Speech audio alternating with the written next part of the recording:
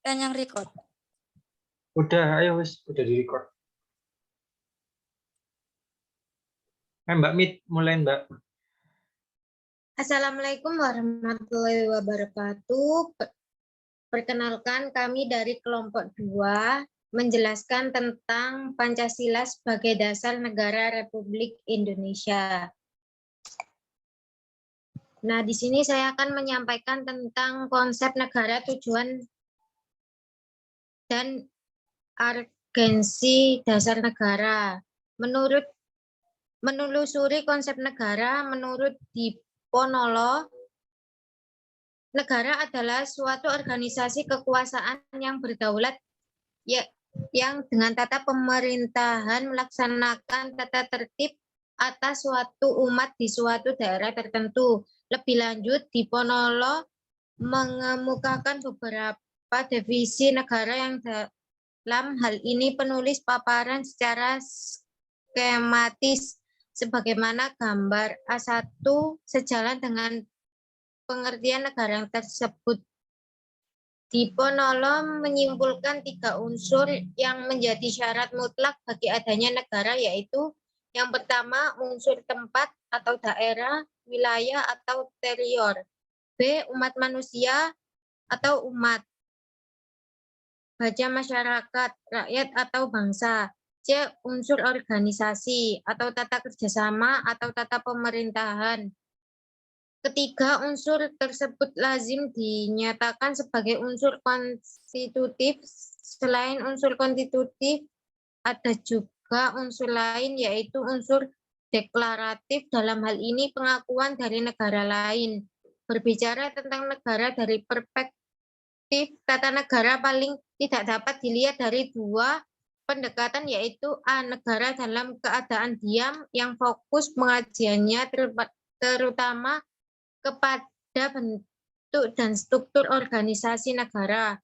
B. Negara dalam keadaan bergerak yang fokus pengajiannya terutama kepada mekanisme penyelenggaraan lembaga-lembaga negara baik di pusat maupun di daerah. Pendekatan ini juga meliputi bentuk pemerintahan seperti apa yang dianggap paling tepat untuk sebuah negara. Definisi negara oleh para ahli bentuk negara, sistem pemerintahan, dan tujuan negara seperti apa yang ingin diwujudkan, serta bagaimana jalan atau cara mewujudkan tujuan negara tersebut akan ditentukan oleh dasar negara yang dianut oleh negara yang bersangkutan. Dengan kata lain, dasar negara akan menentukan bentuk negara, bentuk dan sistem pemerintahan, dan tujuan negara yang ingin dicapai, serta jalan apa yang ditempuh untuk mewujudkan tujuan suatu negara. B. Menelusuri konsep tujuan negara. Para ahli berpendapat bahwa amuba atau binatang bersel satupun hidupnya memiliki tujuan. Apalagi manusia pasti memiliki tujuan hidup. Demikian pula suatu bangsa mendirikan negara. Pasti ada tujuan untuk apa negara itu didirikan. Secara teoretik, ada beberapa tujuan negara, diantaranya dapat digambarkan secara skematik sebagai berikut. Tujuan yang ingin dicapai oleh setiap orang mungkin sama, yaitu kesejahteraan dan kebahagiaan. Tetapi cara yang ditempuh untuk mencapai tujuan tersebut berbeda-beda, bahkan terkadang saling bertentangan. Jalan yang ditempuh untuk mewujudkan tujuan tersebut kalau disederhanakan dapat digolongkan ke dalam 2 aliran, yaitu aliran liberal individualis.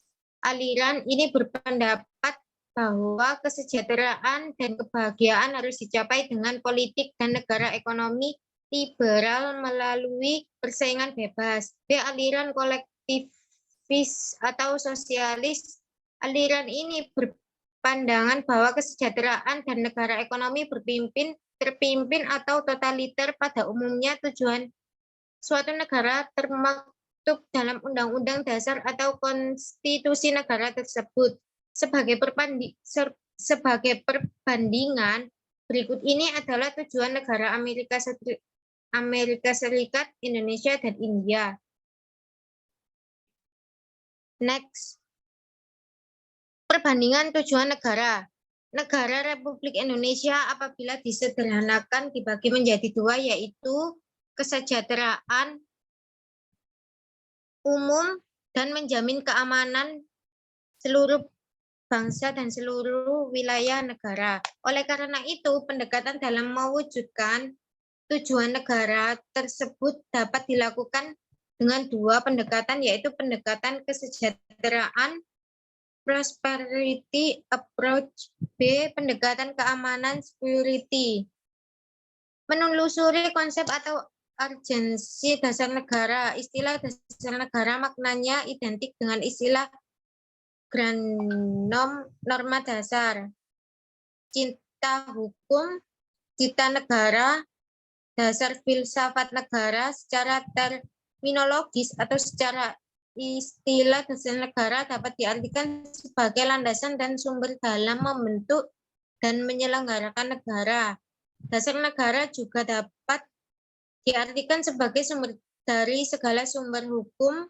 Secara teoretik, istilah dasar negara mengacu kepada pendapat Hans Kelsen disebut a basic norm atau grand norm. Kedudukan dasar negara berbeda dengan kedudukan peraturan perundang-undangan karena dasar negara kedudukan dasar negara ini, maka dasar negara bersifat permanen, dapat diubah sesuai dengan tuntutan zaman. Dasar negara merupakan suatu norma dasar dalam penyelenggaraan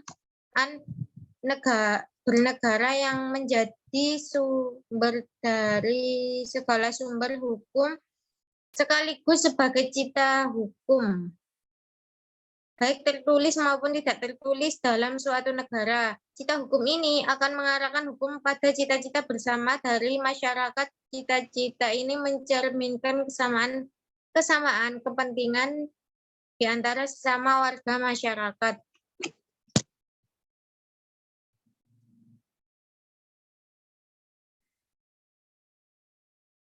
Pokok pikiran ini juga mengandung pengertian takwa kepada Tuhan Yang Maha Esa,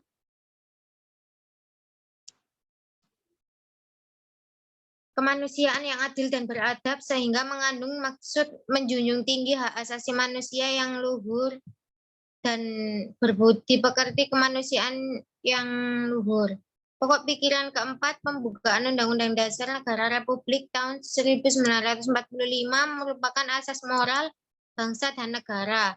Alasan Pancasila sangat dibutuhkan karena kita memiliki banyak sekali suku, budaya, agama, dan juga secara demografis kondisi wilayah Indonesia sangat besar dan terdiri dari pulau-pulau yang dipisahkan oleh laut yang sangat luas. Ini bisa membuat Indonesia sangat cepat berkembang, tetapi juga dapat membuat kehidupan di Indonesia menjadi banyak pandangan sehingga dapat menimbulkan perpecahan norma yang terkandung dalam Pancasila dapat kita gunakan dalam dasar kehidupan bangsa agar tidak mudah timbul perpecahan. Di antara norma yang terkandung di dalam Pancasila yakni next. Norma agama disebut juga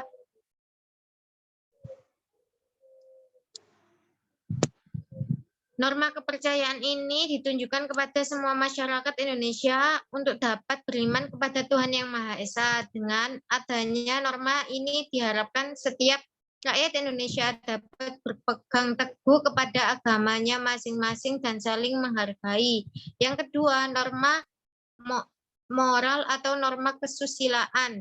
Norma moral adalah norma yang paling dasar dalam mengatur budi pekerti kita atau etika kita. Norma moral ini menentukan bagaimana cara kita dapat menilai lingkungan, masyarakat, maupun di dalam rumah. Norma ini berasal dari diri sendiri, bagaimana kita menyikapi lingkungan agar kita dapat diterima dan mudah untuk bersosialisasi. Ketiga, norma kesopanan. Norma ini juga disebut norma sopan santun, tata krama, maupun kadang juga disebut norma adat. Norma ini didasarkan kebiasaan rakyat Indonesia dalam berlaku di masyarakat pada suatu negara, pada suatu daerah dengan daerah lain berbeda dasar-dasar norma kesopanannya. Sanksi dari norma ini biasanya berasal dari masyarakat setempat. Selanjutnya akan dibahas oleh Kakak Yunita. Dipersilakan. Norma hukum. Norma hukum berasal dari luar rakyat. Biasanya norma hukum dibuat oleh negara atau pihak setempat yang mendapatkan kekuasaan penuh dalam mengatur dan juga memaksa setiap rakyat. Contohnya adalah negara membuat sebuah peraturan perundang-undangan tentang lalu lintas untuk mengatur rakyat agar lalu lintas jadi lebih teratur. Sanksi yang didapat dari norma ini biasanya didapatkan pada persidangan resmi yang dipimpin hakim. Para pemuda harus tetap menerapkan berbagai hal-hal positif yang terkandung dalam Pancasila agar Pancasila tidak hilang dan tetap menjadi bagian dari perkembangan zaman. Meskipun pada masa sekarang banyak sekali anak-anak muda yang selalu mengikuti perkembangan budaya barat dan juga lebih konsumtif daripada orang pada zaman dahulu. Beberapa hal yang perlu diperhatikan dalam era modern yang tidak sesuai dengan kehidupan rakyat Indonesia sehari-harinya. Yang pertama, budaya berpakaian orang luar. Budaya berpakaian yang selalu terupdate dengan style luar bahkan dengan harga yang sangat tinggi juga dapat membuat kehidupan bersama di Indonesia menjadi terganggu.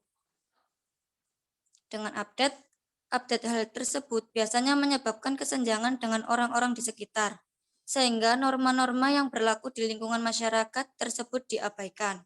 Yang kedua, kebiasaan-kebiasaan orang luar. Orang-orang luar yang biasanya melakukan hal-hal yang diperlukan pada lingkungannya, seperti minum minuman keras untuk menghangatkan tubuh. Tetapi betapa orang di Indonesia menyalahi dan meminum minuman keras tersebut tanpa alasan yang jelas sehingga membuatnya mabuk dan dapat membuat perilakunya di lingkungan masyarakat tidak terkontrol.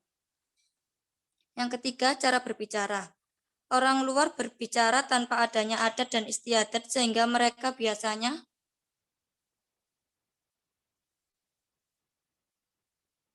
menggali sumber yuridis, historis, sosiologis, dan politis tentang Pancasila sebagai dasar negara. Yang pertama, yuridis. Yuridis ialah pembukaan Undang-Undang Dasar Negara Republik Indonesia tahun 1945, ketetapan MPR nomor 18 atau MPR atau tahun 1998 dan Undang-Undang nomor 12 tahun 2011. Yang kedua, historis, BPUPKI dan PPKI. Yang ketiga, sosiologis, pokok-pokok moralitas dan haluan kebangsaan kenegaraan menurut Islam, menurut alam.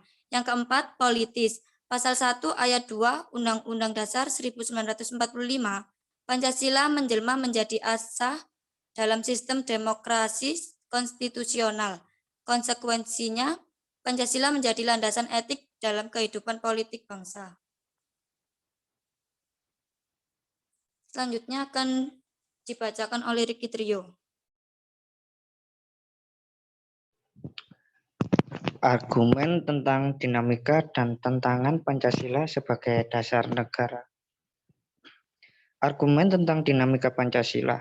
Pancasila sebagai dasar negara lahir dan berkembang melalui suatu proses yang cukup panjang. Pada mulanya, adat istiadat dan agama menjadi kekuatan yang membentuk adanya pandangan hidup. Setelah Soekarno menggali kembali nilai-nilai luhur budaya Indonesia, pada 1 Juni 1945 barulah Pancasila disuarakan menjadi dasar negara yang diresmikan pada 18 Agustus 1945 dengan dimasukkannya sila-sila Pancasila dalam pembukuan Undang-Undang Dasar Negara Republik Indonesia tahun 1945. Dengan bersumberkan budaya, adat istiadat, dan agama sebagai tonggaknya, nilai-nilai Pancasila diyakini kebenarannya dan senantiasa melekat dalam kehidupan bangsa dan negara Indonesia. Selanjutnya, pada saat berdirinya negara Republik Indonesia yang ditandai dengan dibacakannya teks proklamasi pada 17 Agustus 1945, bangsa Indonesia sepakat pengaturan kehidupan bermasyarakat, berbangsa, dan bernegara berlandaskan Pancasila dan Undang-Undang Dasar 1945. Namun, sejak November 1945 sampai menjelang ditetapkannya Dekret Presiden pada 5 Juli 1959, pemerintah Indonesia mempraktikkan sistem demokrasi liberal. Setelah dilaksanakan Dekret Presiden, Indonesia kembali lagi diganggu dengan munculnya paham lain. Pada saat itu, sistem demokrasi liberal ditinggalkan, perdebatan tentang dasar negara di konstituante berakhir dan kedudukan Pancasila diperkuat. Tetapi keadaan tersebut dimanfaatkan oleh mereka yang menghendaki berkembangnya paham haluan kiri atau komunis. Puncaknya yaitu peristiwa pemberontakan G30 SPKI 1965. Peristiwa ini menjadi pemicu berakhirnya pemerintahan Presiden Soekarno yang digantikan oleh pemerintahan Presiden Soeharto. Next. Pada masa pemerintahan Presiden Soeharto, ditegaskan bahwa Pancasila sebagai dasar negara akan dilaksanakan secara murni dan konsekuen. Menyusul kemudian diterbitkan ketetapan MPR nomor 2 MPR 1978 tentang pedoman penghayatan dan pengamalan Pancasila P4. Namun pemerintah Presiden Soeharto pun akhirnya dianggap menyimpang dari garis politik Pancasila, Undang-Undang Dasar 1945. Beliau dianggap cenderung melakukan praktik liberalisme, kapitalisme, dan dalam mengelola negara. Pada tahun 1998 muncul gerakan reformasi yang mengakibatkan Presiden Soeharto menyatakan berhenti dari jabatan presiden. Namun sampai saat ini nampaknya reformasi belum membawa angin segar bagi dihayati dan diamalkannya Pancasila secara konsekuen oleh seluruh elemen bangsa. Hal ini dapat dilihat dari abainya para politisi terhadap fatsun politik yang berdasarkan nilai-nilai Pancasila dan perilaku anarkis segelintir masyarakat yang suka memaksakan kehendak kepada pihak lain. Oke, selanjutnya akan dijelaskan bersama Kak Andi Junior Hafiz. Dipersilakan. Pada tahun 2004 sampai sekarang berkembang gerakan para akademisi dan pemerhati serta pecinta Pancasila yang kembali menyuarakan Pancasila sebagai dasar negara melalui berbagai kegiatan seminar dan kongres. Hal tersebut ditunjukkan untuk mengembalikan eksistensi Pancasila dan membudayakan nilai-nilai Pancasila sebagai pandangan hidup bangsa serta menegaskan Pancasila sebagai dasar negara guna menjadi sumber hukum dalam penyelenggaraan pemerintahan negara. Argumen tentang tantangan terhadap Pancasila. Pada era globalisasi dewasa ini, banyak hal yang merusak mental dan nilai moral Pancasila yang menjadi kebanggaan bangsa dan negara Indonesia. Dengan demikian, Indonesia perlu waspada, berupaya agar pertahanan mental ideologi bangsa Indonesia tidak tergerus. Pancasila harus senantiasa menjadi benteng moral dalam menjawab tantangan-tantangan terhadap unsur kehidupan negara, yaitu sosial, politik, ekonomi, budaya, dan agama. Next.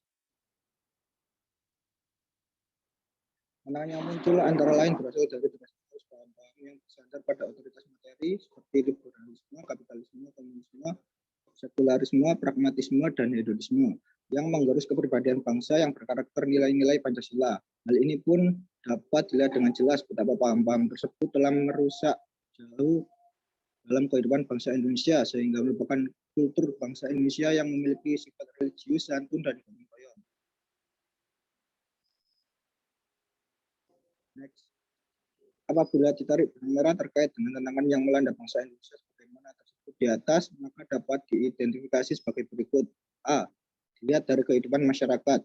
Terjadi kegamangan dalam kehidupan bernegara dalam era revolusi ini karena beban sistem pemerintahan yang begitu cepat, termasuk digulirkannya otonomi daerah yang seluas-luasnya di satu pihak dan di pihak lain. Masyarakat merasa bebas tanpa nilai dan norma dalam kehidupan negara.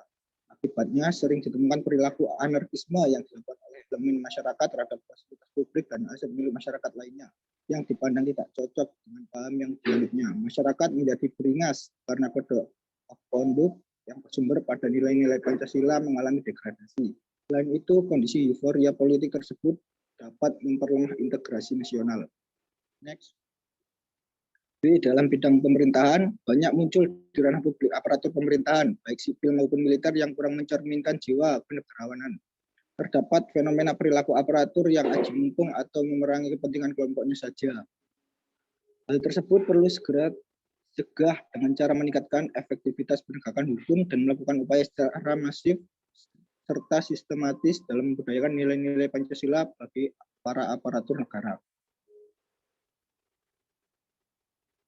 Tantangan terhadap Pancasila sebagaimana yang diuraikan di atas hanya merupakan sebagian kecil saja karena tantangan terhadap Pancasila itu seperti fenomena gunung es yang tidak terlihat lebih banyak dibandingkan yang muncul di permukaan.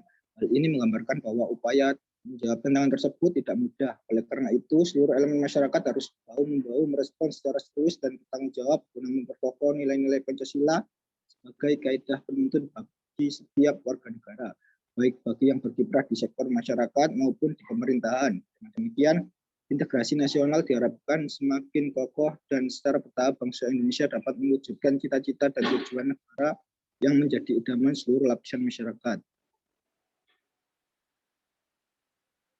Selanjutnya akan dilanjutkan oleh Saudara Dava. Persilakan.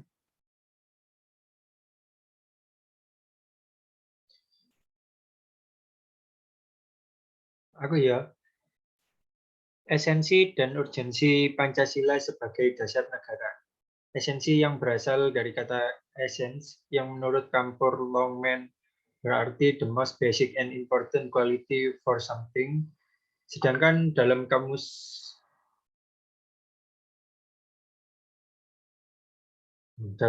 KBBI, esensi adalah kata benda yang artinya hakikat, inti, hal yang pokok.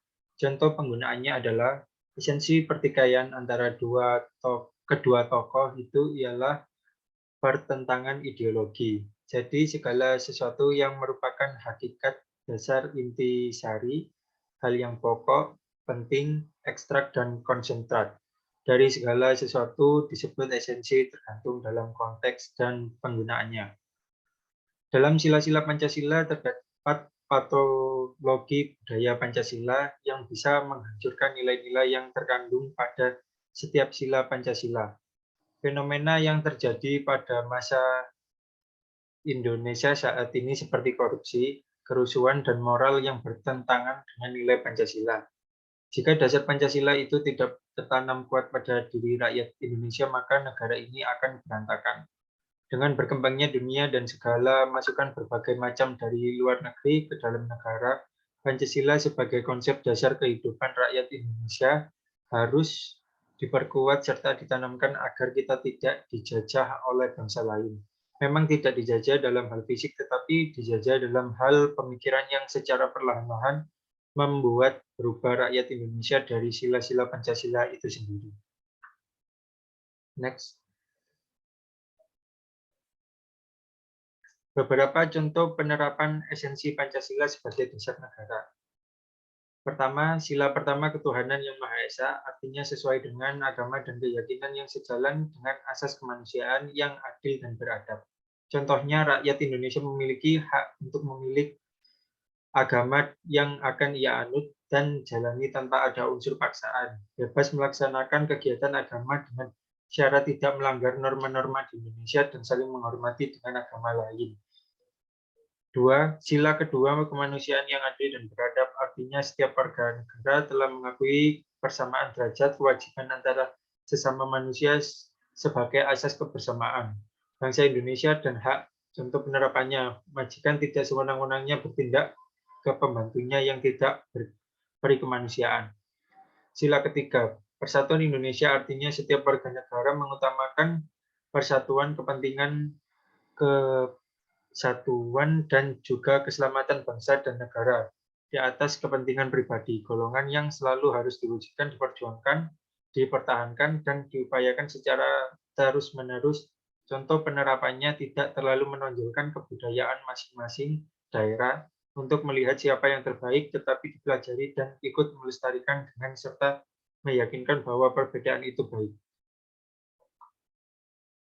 Sila keempat, kerakyatan yang dipimpin oleh hikmat, kebijaksanaan dalam permusyawaratan atau perwakilan. Artinya bermusyawarah untuk menyelesaikan persoalan yang terjadi dengan bijaksana, memikirkan ketentraman rakyat dan mengambil keputusan juga untuk rakyat dengan mengikutsertakan perwakilan-perwakilan setiap masyarakat. Contohnya, segala persoalan yang ada untuk mendapatkan solusi dengan cara bermusyawarah untuk mencapai tujuan yang diinginkan seperti rapat warga setiap RT untuk membahas masalah-masalah dalam lingkungan tersebut. Sila kelima, keadilan sosial bagi seluruh rakyat Indonesia.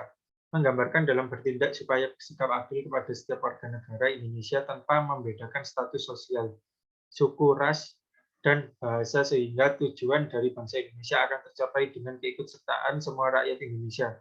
Contohnya pemerintah mengadakan program wajib bersekolah selama 9 tahun tanpa membeda-bedakan guna mengatasi masalah pendidikan yang begitu rendah. Next. Selain itu juga demokrasi diakui di Indonesia. Demokrasi penting bagi kehidupan masyarakat di Indonesia karena dengan adanya demokrasi yang benar, tindakan semena-mena penguasa dapat menghindari. Penyebabnya adalah karena rakyat memegang kekuasaan tertinggi dalam demokrasi sehingga pemimpin harus melayani rakyat. Inilah makna dari pengamalan sila keempat dalam kehidupan permusyawaratan perwakilan. Setelah itu masalah akan bisa terselesaikan dengan solusi terbaik, solusi yang tidak merugikan siapapun dan juga tidak ada kekerasan fisik. Setiap rakyat Indonesia diperlakukan sama di mata hukum. Hukum tidak pandang bulu dan menghukum siapapun sesuai dengan peraturan. Hal ini penting bagi kehidupan masyarakat, supaya pelaku kriminal dapat ditangkap dan diperlakukan sama tanpa mampu melakukan suap. Jika tidak dilakukan, hal ini bisa menimbulkan ketidakpuasan masyarakat yang berujung perpecahan. Inilah makna dari pengamalan sila kelima Pancasila dalam kehidupan bersama, yaitu keadilan sosial bagi seluruh rakyat Indonesia. Penting untuk diamalkan. Dari contoh di atas tampak bahwa Pancasila berperan penting sebagai dasar kehidupan bersama. Di Indonesia, Pancasila menghargai seluruh umat beragama di Indonesia tanpa mengutamakan atau membeda-bedakan salah satu golongan agama. Pancasila ini menjadi lebih sesuai bagi Indonesia yang terdiri atas beraneka ragam agama. Dengan mengamalkan Pancasila dalam kehidupan sehari-hari, kita senantiasa tidak akan lupa akan Tuhan Yang Maha Esa, yang akan membuat sikap kita menjadi lebih bermartabat dan memiliki nilai moral yang baik. Selalu menjunjung tinggi nilai persatuan, selalu berusaha untuk bersikap adil dimanapun, kapanpun, pada siapapun, memiliki rasa kekeluargaan yang tinggi, gotong royong, dan sikap tidak egois, serta akan tercipta kehidupan yang aman, damai, tentram. Perpecahan pun tak akan terjadi jika terjadi salah paham. Selanjutnya dijelaskan oleh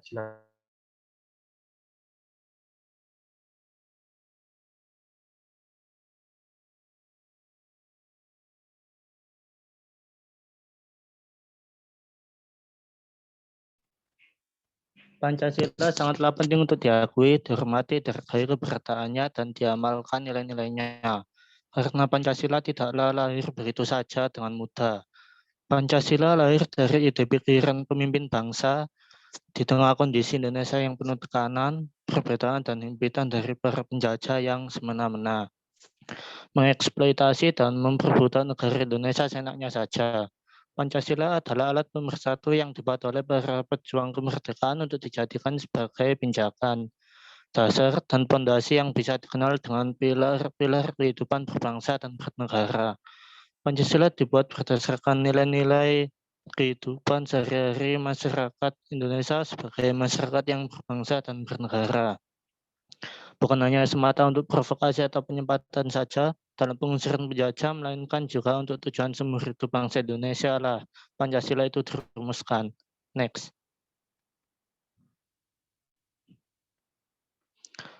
Urgensi Pancasila sebagai dasar negara.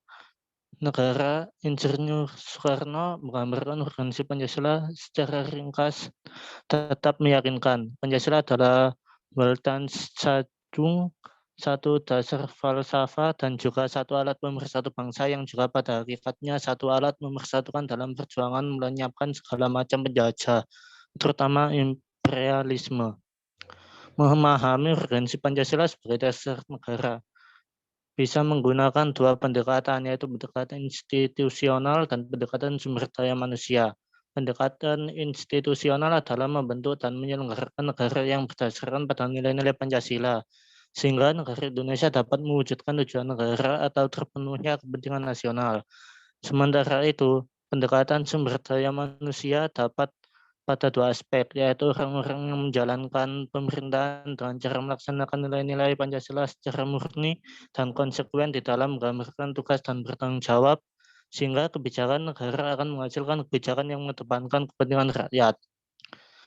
Tetapi melihat kejadian yang jauh dari sikap penerapan nilai-nilai Pancasila pada Indonesia seperti masyarakat yang hanya memeluk agama tertentu karena faktor mayoritas sehingga ia tidak bisa menjalani ajaran agama dengan baik. Sikap tidak adil terhadap sesama hanya karena perbedaan suatu hal, aksi bentrok antar suku karena rendahnya kesadaran dan rasa persatuan, dan perlakuan tidak adil di beberapa tempat sosial karena faktor perbedaan ras. Next. Untuk mengatasi beberapa masalah yang ada, perlu pemahaman yang mendalam terhadap urgensi Pancasila sebagai dasar negara. Dalam pemahaman tersebut ada tahap implementasi juga, yaitu tahap yang selalu memperhatikan prinsip good governance, antara lain transparan, akuntabel, dan fairness, sehingga akan terhindar dari KKN, korupsi, kolusi, dan nepotisme. Dan warga negara yang